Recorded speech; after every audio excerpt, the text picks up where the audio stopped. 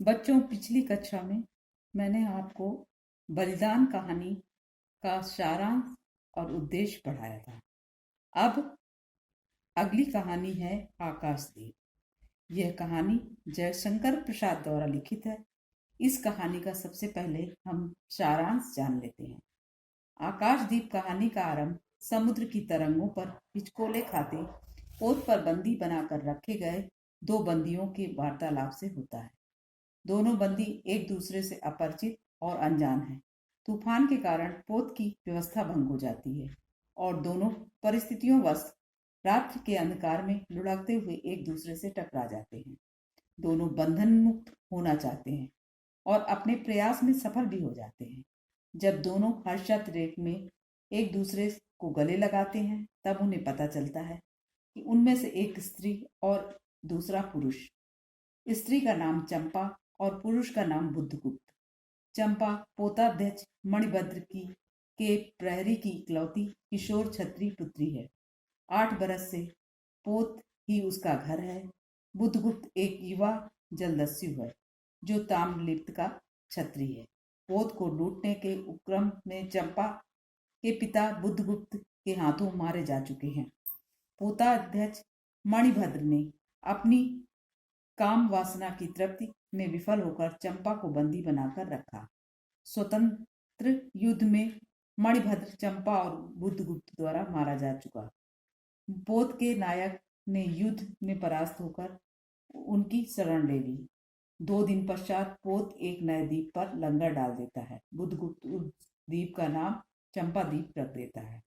दोनों को चंपा द्वीप में रहते 5 बरस बीत गए। संध्या समय चंपा एक द्वीप में को जलाकर मंजूषा में रखकर दीपधार को डोरी खींचकर ऊपर आकाश में चढ़ा रही है। बुद्धगुप्त द्वीप पर बुद्धगुप्त और चंपा का राज चलता है। बुद्धगुप्त की आज्ञा से सभी द्वीपवासी चंपा को रानी कहते हैं। दस्यु वृत्ति छोड़कर बुद्धगुप्त चंपा के सम्मुख अपना प्रणय प्रस्ताव रखता है, किंतु चंपा उसे अस्वीकार कर देती है क्योंकि चंपा अपने पिता के हत्यारे जलदस्यु बुद्धगुप्त को क्षमा नहीं कर पाई है।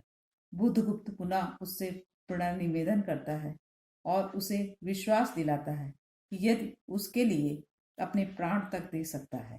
अंततः चंपा उसके सम्मुख अपना हृदय हार कर अपने प्रतिजोर का कृपाण निकालकर समुद्र में फेंक देती है। पर इस पर बुद्धगुप्त उससे कहता है, मैं तो आज से मैं विश्वास करूं क्षमा कर दिया गया। इस पर चंपा उससे कहती है, विश्वास कदापि नहीं बुद्धगुप्त।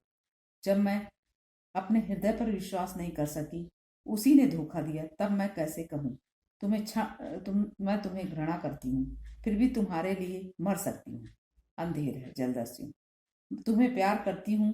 चंपा रो पड़ी। एक दिन किसी समारोह का आयोजन किया जा रहा था। बांसुरी ढोल बज रहे थे। फूलों से सजी वन बालाएं नाच रही थी।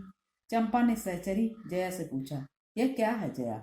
जया ने हंसकर उत्तर दिया, आज रानी का ब्याह है ना। चंपा को इस पर विश्वास न हुआ।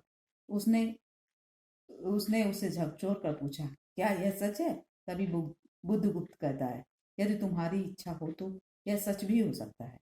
चंपा इस पर चंपा प्रति प्रश्न करती है, क्या मुझे निस्सहाय और कंगाल जानकर तुमने आज यह प्रतिशोध देना चाहा? बुद्धगुप्त अपना पक्ष रखता हुआ कहता है, मैं तुम्हारे पिता का घातक नहीं हूं चंपा। वह एक दूसरे दस्यु के शस्त्र से मरे। बुद्धगुप्त अंततः चंपा के पैर पकड़कर कहता है कि तुम्हें अपने देश भारतवर्ष की बहुत याद आती है। मैं वहां लौटना चाहता हूँ। चलोगी चंपा? पोतवाहिनी पर असंख्य धनराशि लाद कर राज रानी सी जन्मभूमि के अंक में। इस पर चंपा ने उसके हाथ पकड़ लिए। किसी आकस्मिक झटके से ने एक पल भर के लिए दोनों के अधरों को मिला दिया। सहसा चैतन्य होकर चंपा ने कहा, बुद्धगुप्त, मेरे लिए सब भूमि मिट्टी है, सब जल तरल है, सब पवन शीतल है। प्रिय नाविक, तुम स्वदेश लौट जाओ विभवों का सुख भोगने के लिए, और तुम मुझे छोड़ दो इस निरीह भोले भाले प्राणियों के दुख की सहानुभूति और सेवा के लिए। एक दिन स्वर्ण रहस्य के प्रभात में चंपा ने अपने दीप स्तंभ पर से देखा। सामुद्रिक नावों की एक श्रेणी चंपा के उपकूल छोड़ कर पश्चिम उत्तर की ओर महाजल ब्याल के समान संतरण कर रही है। उसकी आंखों से आंसू बहने लगे। यह कितनी ही शताब्दियों पहले की कथा है। चंपा आजीवन उस दीप स्तंभ में आलोक जलाती रही, किंतु उसके बाद भी बहुत दिन दीप निवासी उस माया ममता और स्नेह सेवा की देवी की समाधि सदृश पूजा करते थे। एक दिन काल के कठोर हाथ ने उसे भी अपनी चंचलता से गिरा दिया।